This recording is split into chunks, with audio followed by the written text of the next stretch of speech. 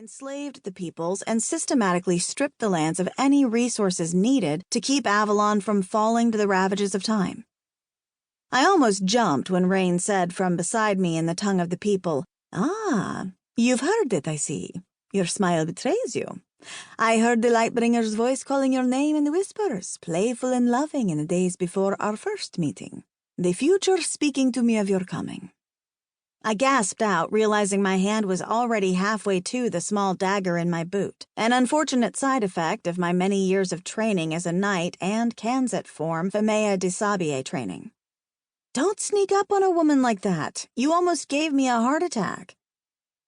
I felt her overwhelming magic tugging at me and realized she was tucking all of me into the now, into the present we were currently experiencing. The other future versions of myself, or were they past versions, she pulled into one present. She grinned. "Better. It is disconcerting when you're flitting around, blurring in and out of time like that." I felt the burn of a blush on my cheeks. I hadn't even realized I had pushed the ghosts of myself a few seconds forward as I relaxed and let the voices of Father Stone inside me.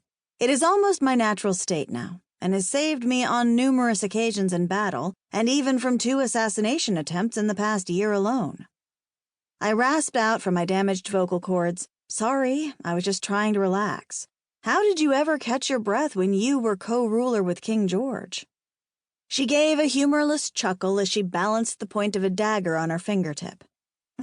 "Ah, that is your folly, believing I ever had the chance to catch my breath. Being a ruler is a state of being, not a job like chicken herding in your case or a minstrel in mine. It is all-consuming for the sake of all those who look up to you for guidance, for strength and assurance, to feel safe." I grumped. Sounds like lip service. The tall, dangerous mountain gypsy tilted her head back, her dark locks pooling on her shoulders, and gave one of the heartfelt laughs that you couldn't help but smile at. It was so good to hear her laugh again.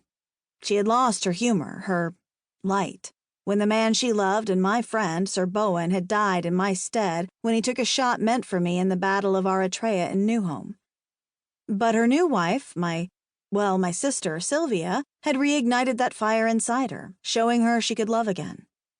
She placed a hand on my arm and her smile went wistful and showed me she knew what I was thinking while she stared off into the garden valley that was hidden by magic from the world outside of it.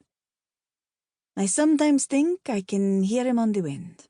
It isn't uncommon for those who are not touched, but spend much of their lives around those who are, to be heard in the whispers."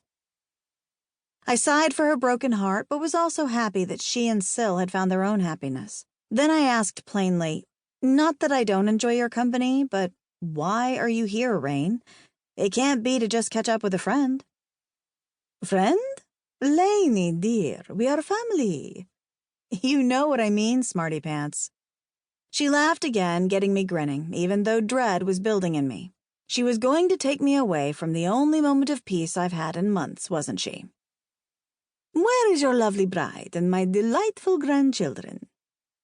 Yep, it was like that. I sighed again, overdramatically for her benefit, and pointed lazily into the valley. "They're fishing down by the lake." She nodded almost sadly and said, "We should collect them. You are needed." Of course. I stood and stretched and looked around the gardens. The secluded little valley had high peaks all around it, with no other way to reach it besides a tunnel, which was hidden by magic so ancient and powerful that I couldn't comprehend their casting. The gardens had a glowing beauty beyond compare, with trees, plants, and flowers rolling off into the distance, mists coming from the waterfalls that fell from the peaks into various lakes that seemed to ring the entire valley, giving the place an almost ethereal look. Odd large butterflies and smaller colorful ones flitted around to gather the nectar from the strange flowers. Tall and majestic deer with long, straight horns foraged the sweet-smelling grasses near the ancient, well-preserved gypsy wagon not 25 yards from the tunnel. The deer, like the other animals in the garden, were protected from man here, so were not afraid of us as they hadn't been hunted by bow or by spear in centuries, cut off from the outside world. The Garden of the Great Mother preserves all the dying and threatened species of plants and animals in Sparo, giving them a chance to thrive again until such time as the Great Mother deems it time for them to be reintroduced back into the world.